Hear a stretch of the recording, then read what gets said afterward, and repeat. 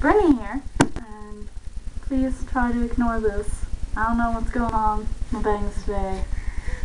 They're messed up.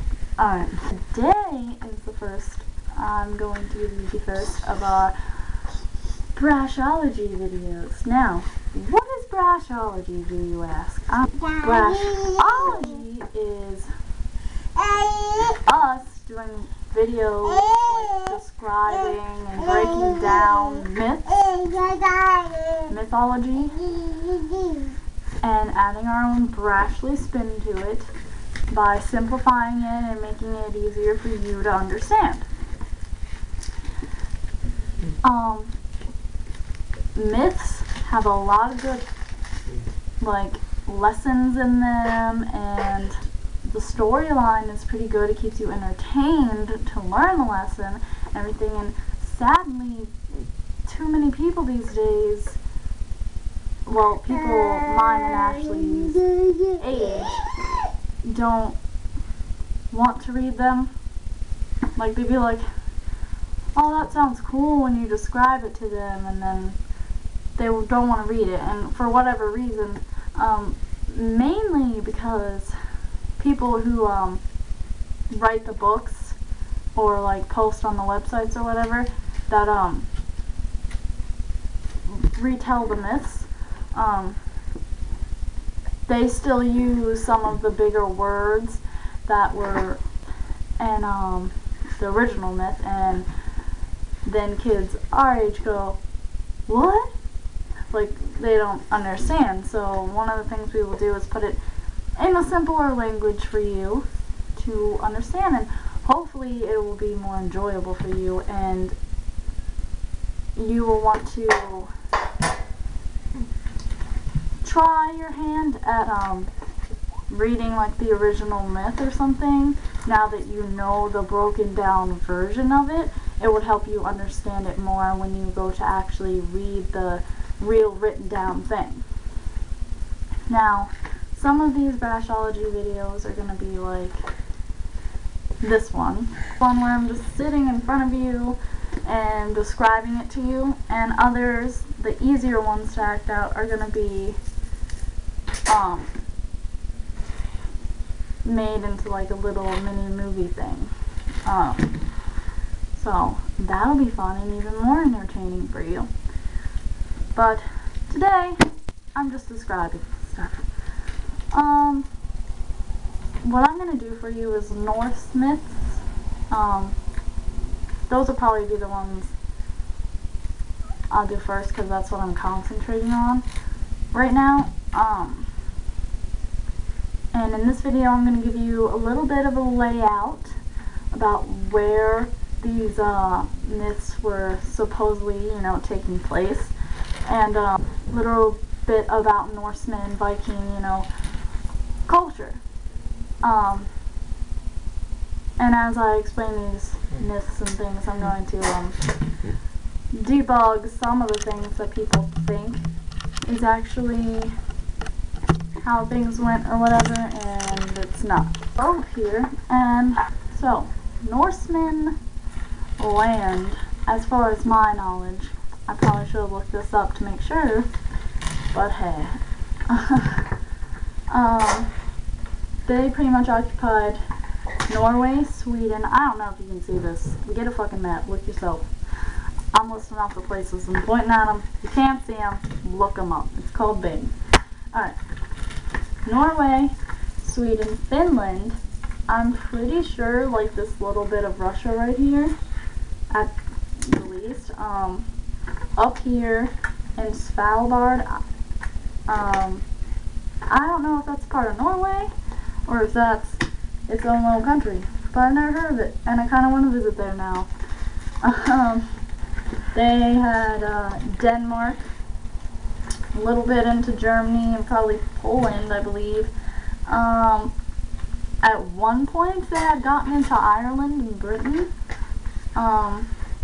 Iceland, obviously, and Greenland, and believe it or not, peeps, the Vikings were the first ones to get to North America, besides the Native American Indians who owned the land.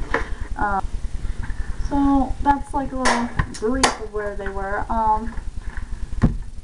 In these myths, there's these 9 worlds in Norse mythology, but the main ones you're going to hear about is Asgard, where the gods live.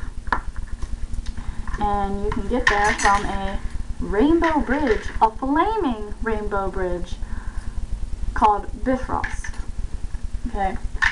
Bifrost then links you to Midgard, which is like where all the humans and peasants and all them live. Now, then there's Jotunheim, which is like a frozen wasteland, where the giants, the frost giants, and other giants live. Jotunheim, I'm assuming if you take by real, geography things, would probably be in little upper parts of Finland and stuff, and Sweden and everything, maybe even into a little bit of Russia, and probably whatever little islands or whatever's dotting in this frozen, sea. Alright, before I get into the Vikings, I'm going to elaborate more on the 9 worlds.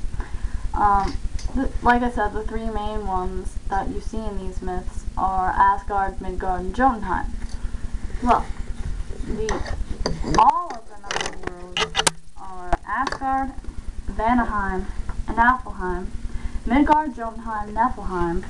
Oh, Veller, Svartalfheim?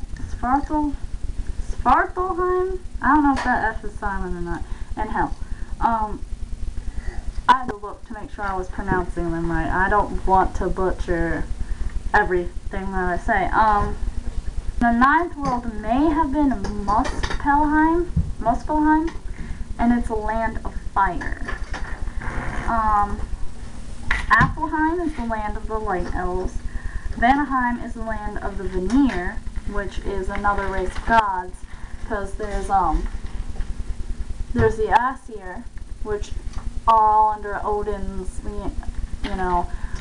authority and everything, and they're basically like your war fighting gods or whatever. Odin, Thor, Loki, and then the Vanir gods are like your fertility gods, like Frey and Freya, and the Midvalir is the land of the dwarves, which are not that happy. I'm gonna dig. Dwarves, no, they dig with their dicks, okay? Not with their dicks, they are dicks, that's what I'm saying. Svartalfheim is the land of the dark elves. Alright. So, the land of the light elves is like up near Asgard and stuff. Now, Asgard is where the gods all, live, and they all have their own halls and everything. Okay, a common misconception is that Valhalla is where the gods live.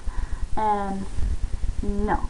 Valhalla is Odin's own hall, where, yes, warriors do come there and feast and fight all day and, whatever. Slain warriors. But, no, it's not where gods go. And not everyone who dies goes there. Only mighty warriors go there. Odin is very picky about who goes to his halls. And basically, whoever he doesn't pick to go to his hall goes to Freya's hall. Freya is the goddess of, I guess you could say the goddess of love and gold and stuff like that. Fertility. And all these worlds are connected by this giant tree, Yggdrasil. It's like the life tree, basically. Things are constantly eating it, and like people are healing it, and it's like a constant living thing that connects all of these worlds through its roots, and yeah. It's basically the Norsemen's way of saying that all things are connected. Vikings were the most exciting and influential force for like 300 years in Europe. The word Vikings means baymen or fighting men, or settling men, and collectively it refers to the Danes. Now, obviously, it's called that because they fought and they took the land that they wanted, and that's how they made themselves known, through raids and things like that. They did have an odd sense of family though. Like the Swedish Vikings, are the ones that named Russia. Most of them lived, despite their violent raids, most of them lived peaceful lives, like doing normal things like hunting and fishing and farming. They had a civilized structure from, it was 3 people. It was like the 3-class type thing. So there was the Earls and the warriors in one class. The peasants and serfs in another class. The peasants in another class and the serfs. Serfs are like below peasants. They like eat dirt for breakfast, yeah. And there's a myth that tells all this, but I probably won't say it because it's long and it just lists a shit ton of names. They preserved food for the winter. They chose leaders by their valor and their noble birth. Now, despite them being perceived as brutish people, they didn't like have duels and stuff to settle things. No. They actually went to court. They like had a court system. Also, something you didn't see a lot of back in them days, Norsemen, Vikings, their men and their women had equal rights, and a woman was allowed to be outspoken and independent-ish, you know, like, so they were the first, they weren't dicks about women. They were kind of superstitious though. That's a brief overview for you. I'm sorry. The other ones, hopefully I won't be as rambly. I hope I did offer you some insight and you'll watch more Brashology videos. The next video for the Norse will be a video outlining the more important characters in Norse mythology, the important gods, important dwarves, and giants. There's like a poop ton of characters in there, but not all of them need to be mentioned. Look for the next Brashology video, and comment if you think there's something I can do to improve your viewing pleasure for these mythology videos. Please tell me. That'll be very helpful, so the next time I don't sound as awkward. And don't post dumb things. Look, I'm not even gonna get into it. Just don't post dumb things. Bye!